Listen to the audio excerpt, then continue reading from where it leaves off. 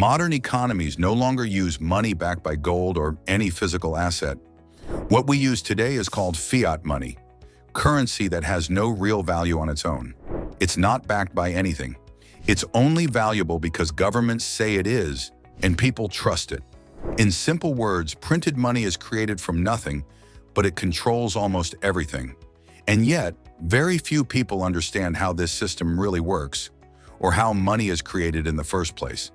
So in today's video, we're going to break down how this system actually runs and why it matters. Watch till the end to understand what most people don't. Most people imagine printed money as physical notes coming out of machines, but in reality, only a small part of the money in the world is printed as cash. Most of it is digital, created by banks and central banks through numbers on a screen. Central banks control the money supply. When they want to create more money, they buy government bonds or other assets from financial institutions. But they don't use existing money. They create new money digitally to pay for those assets. That money goes into the financial system instantly. This is how large amounts of new money can be added to the economy without any physical printing at all.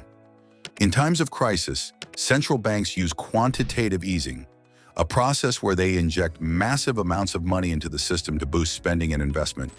But this new money isn't backed by more productivity, it's just more currency in circulation. And here's where the system begins to show its real design. Governments benefit because they can spend more without needing to raise taxes immediately. Instead of collecting money from the public, they simply create it. This makes it easier to fund large deficits, public programs, or bailouts. Also, when more money is created, inflation begins to rise. This inflation slowly reduces the value of debt, so the real burden of what governments owe becomes smaller over time, especially if interest rates stay low. But this same inflation makes life harder for the public. As prices rise, the same amount of money buys less than before. Over time, this affects wages, savings, and everyday expenses. People don't always notice it immediately, but the slow loss of purchasing power adds up over years. What's even more hidden is asset inflation. A lot of the new money flows into financial markets, stocks, real estate, and large investments. This pushes up asset prices, helping those who already own property or shares. So while regular people deal with rising living costs, the wealthy see their assets grow even faster. Another side effect is how this money printing changes risk. When interest rates are kept low to support this system, borrowing becomes cheap. This encourages people and companies to take more debt. It also pushes investors to take bigger risks to get better returns. That can lead to bubbles. And when those bubbles pop, central banks often step in again with more printed money. The cycle repeats. Even more importantly, new money doesn't reach everyone equally.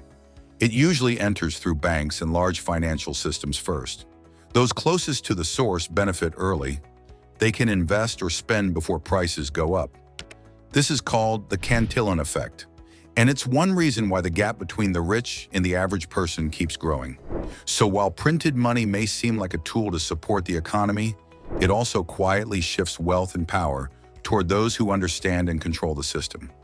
At the core, it works on trust. Money is valuable because people believe in it, but the more that is created without real value behind it, the weaker that trust becomes. Still, the system continues, not because it's perfect, but because there is no widely accepted alternative. In the end, here's the basic truth. If money can be created with no limit, then its value is never fixed. It's managed, controlled, and often manipulated. And the people creating it are rarely the ones paying the price when it loses value.